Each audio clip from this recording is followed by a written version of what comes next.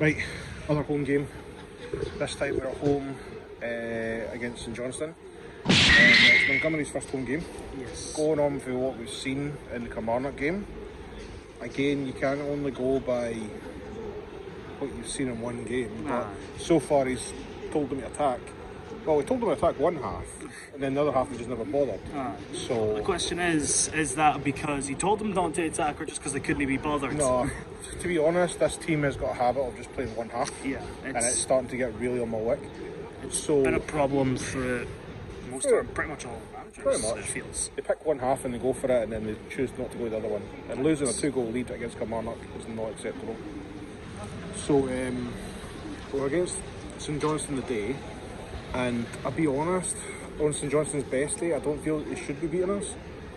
But it just depends what team turns up. We've got Jar Tavares up front, which is interesting because Lee Johnson always had him as a winger. And so we'll wait and see, because if you think back to when we first got Joe Newell, Higginbottom had him out in the wing, and then when we put him in the centre midfield, we started to get the best out of him. So I'm wondering if this is maybe the same situation. Maybe Montgomery's now looked at Tavares and went, nah, you're more a striker than a winger. So we'll wait and see how it goes. But ultimately, as long as we win, we just need to win. Screw the scoreline. As long as we win. Do you want to try one anyway? Oh, fake it, aye. Right, do you know what? Just because I'm pissed off you last week, I want them to win 3-0. When you gave away a 2-goal lead last week, I want you to score 3 and concede none today. Just to be awkward. What about you? I don't really think we've been keeping clean sheets. No, we've not. Our recent games. No, we really haven't.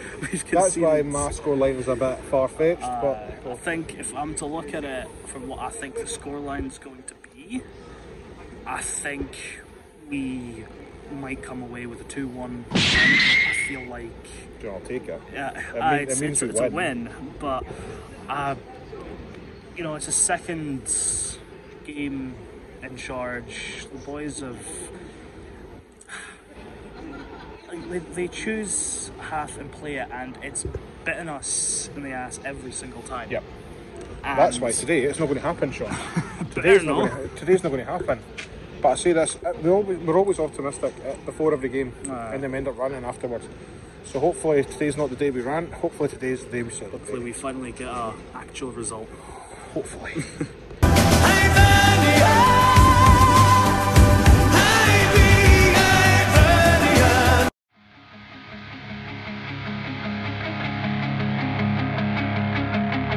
Tommy used to work on the dock. Union's been on strike, been down on his luck, it's tough. So tough. Kina works the diner all day, working for her man. She brings home her pay for love. For love.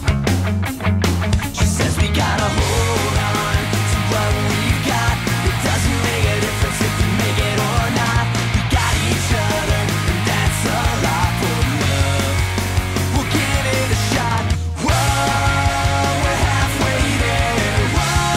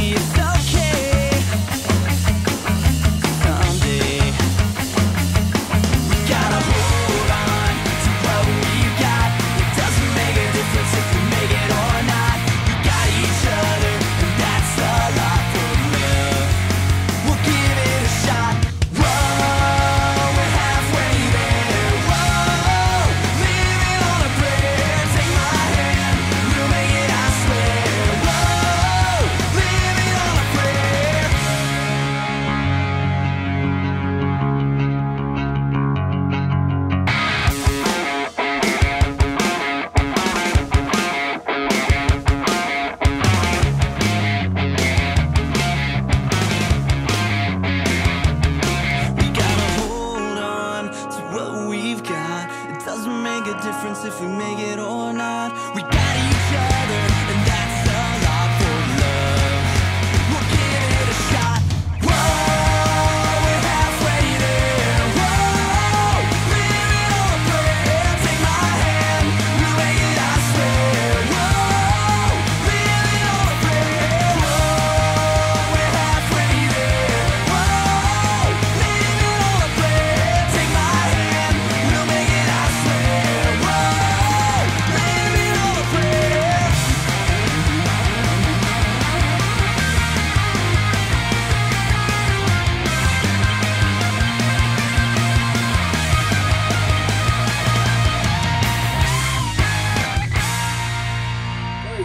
That was, it was a good result. It was a good result, but I think until Yuan came on in the second half, I felt it was very sloppy and very slow. The amount of times our defence almost got caught out at the back. Yes. Diego got caught out in the first half, so did Rocky, so did Fish. Marshall wasn't playing the ball out fast enough. The amount of times you could have counter-attacked, and there was just no urgency. Aye. But overall, I'm happy with the result. I just hope we play a wee bit better, especially coming against St Mirren, because St Mirren are looking hard to beat this year. They are looking hard to beat. Yeah. But we'll get into it. First half was pretty, like I says, pretty dry, pretty boring. Until, was it Diego or Mule that played the ball to the back post for Miller just to knock it past, and that was a beautiful goal. Went in, that's everything emotion, I felt like. Exactly, and it's what we needed. Matter of fact, it's what the game needed. Do you know what I mean? It was that kind of. It was very poor the first half, but the goal was good. So that was the first half. Second half came about, and again, we just didn't look like we were. I felt like it was like so slow, so sluggish. We actually cleared it off the line. We cleared it off the line, didn't we? At one point. Yeah, more or less cleared And off the I think line. I says to you at that point, hopefully that's their wake-up call. And you quite rightly says, aye, but we've been here before. Last week was the Hibs are known to be heavy sleepers. So, but thankfully Yuan came on and kind of just turned the page a wee bit. I don't think Tavares had a bad game. I think he's just getting used to playing first team football again. Yeah. And it's going to take him a wee bit of time. So I'm happy with how he played, but Yuan came on and completely changed the game. Yeah, he was running at people, Yep. he was dribbling through, getting those passes through. Exactly. Rocky was still one of the more attack-minded people in the match. Yeah, before Yuan Rocky came had on. a real, like, well, if nobody else is pushing forward, I will. Aye. Which we weren't grateful for, but at least somebody tried. At this point, he's going to end up a defensive midfielder. Exactly. But no, I think overall done well. And I'm trying to remember the goal. The ball came through the middle, and I think it was Adam Lafondra just on a little flick, little back flick, little back heel, straight to Vente, and it was on a silver platter. He knows where to find the net, doesn't he? He really does know how to find the net. It was a beautiful goal from start to finish. Yep. And we've had chances to put it away completely. I think you had Boyle setting up Yuan, pretty much the same silver platter, 6 yards out, disguise it. The young boy Whittaker came on. Boyle almost set him up for a goal. First touch of the ball, almost a goal, which I'm gutted for the lad because he played his heart out. See, to be honest with you, he done well. He came on for 20 minutes and he ran his arse off for 20 minutes. So fair play to the boy. And if that's the baseline of what we're getting for this boy, I'm really excited to see more of him. I definitely think he deserves more bench time next game. 100%. Hopefully he comes on, because you can't really judge, like we said at the start of the video, you can't judge something off a single match, but it sets somewhat of a precedent. Yeah, for it sets a forward. tone. It sets a tone, and he set a really exciting tone.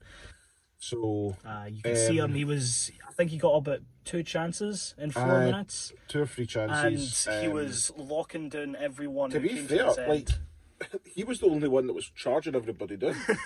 Like, and that's what you want to see. Do you know what I mean? One of our own doing that. Came up through the youth ranks I'm really happy with the boy. And I think that also caught a lot of the opposition players off guard because they were so used to us getting back from them and guiding them down the line that they just seemed to stutter a bit when they saw Whittaker charging at them. Exactly.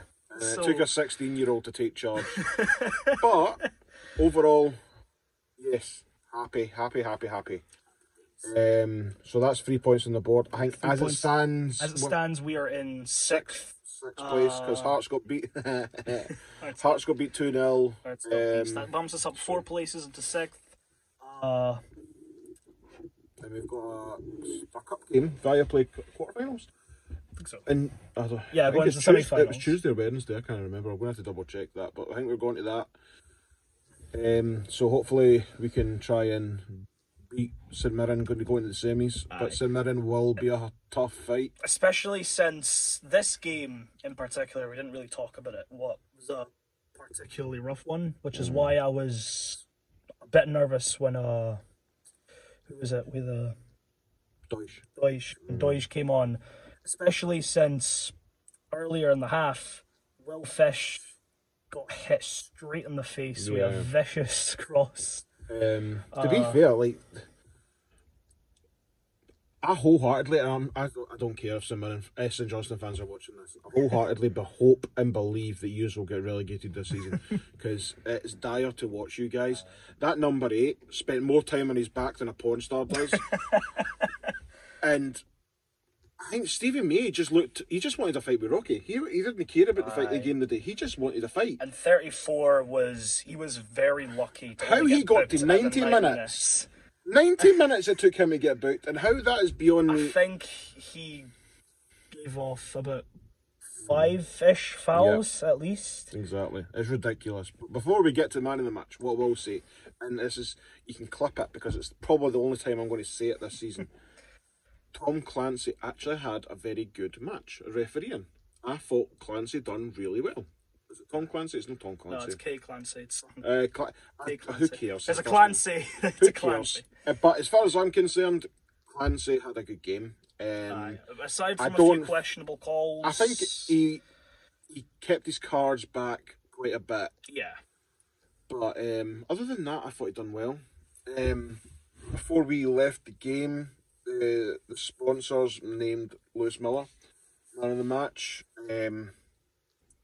You asked me in the game, and I kind of felt he was the most consistent to me for, of course, the 90 minutes. And it's what we've been needing from our team is consistency. Exactly. So I kind of believed that. But what do you believe there was somebody else other than Miller that was deserving the man of the match? Miller was definitely the most consistent. I feel like you could make a case as well for Yuan for sparking the great performance after that. There's a wee bit there. There's a case you can make for him, but I do feel like Miller is up there with the choices. I feel Miller really done the job, and I'm over the moon. So anyway, compared to the last matches, this feels like a godsend. Exactly, but the last matches we were at, because we couldn't go to the last 2 matches. Yeah. And so, even though it was more tense than it should have been, all things considered, and that's mainly to do with our backline being quite slow with the ball. Aside from taking too much time on the ball as well. Taking too much time on the ball.